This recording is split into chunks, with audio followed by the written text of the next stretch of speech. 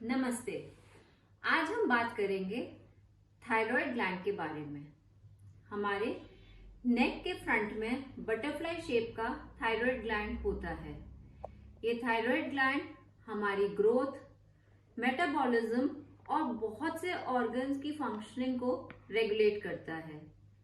जब ये thyroid hormones का डिस्टरबेंस होता है तो ये कई तरीके से शरीर पर इफेक्ट डालता है। हमारे देश में करीब 42 मिलियन लोगों को थायराइड डिसीज है। सो अपनी थायराइड हेल्थ के साथ कोई चांस नहीं लीजिए। आज हम 4 ऐसी बातें थायराइड के बारे में जानेंगे जो कि हम सबको पता। First, your thyroid gland regulates the body rhythm. Thyroid gland T3 T4 secrete करता है और ये हमारी हार्ट की रिदम, ब्रेन का डेवलपमेंट और उसकी functioning, muscle activity, bone health, digestion और बहुत से मेटाबॉलिज्म को इफेक्ट करता है। साथ ही T3 T4 वेट गेन और जो फूड है उसका एनर्जी में जो कन्वर्जन होता है उस पर भी इफेक्ट डालता है। Second, your thyroid craves for iodine. Thyroid gland की नॉर्मल फंक्शनिंग के लिए आयोडीन बहुत जरूरी होता है और आयोडीन की डेफिशिएंसी होने से थायराइड ग्लैंड का साइज बढ़ जाता है, जिसे कि गॉइटर कहते हैं, या फिर वो उसकी फंक्शनिंग कम हो जाती है जिसको हाइपोथायरॉयडिज्म कहा जाता है। और अगर प्रेग्नेंट फीमेल में आयोडीन की डेफिशिएंसी है तो उनके बच्चों में तरह तरह के इंटेलेक्चुअल डिफेक्ट्स भी हो सकते हैं।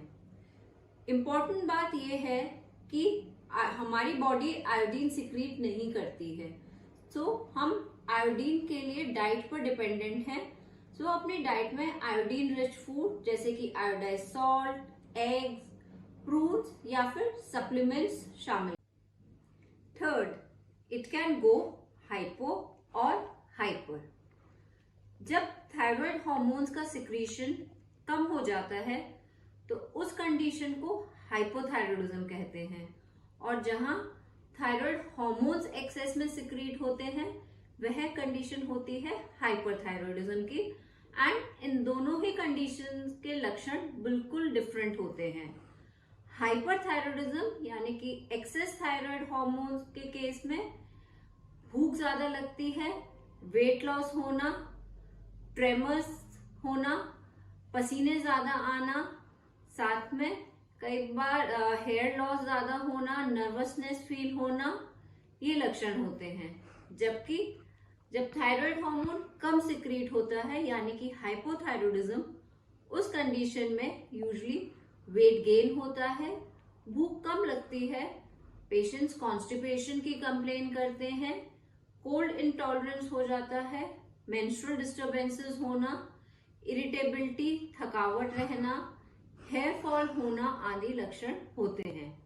अगर आपको ऐसे कोई भी लक्षण हैं तो आप अपने डॉक्टर से जरूर कंसल्ट करें।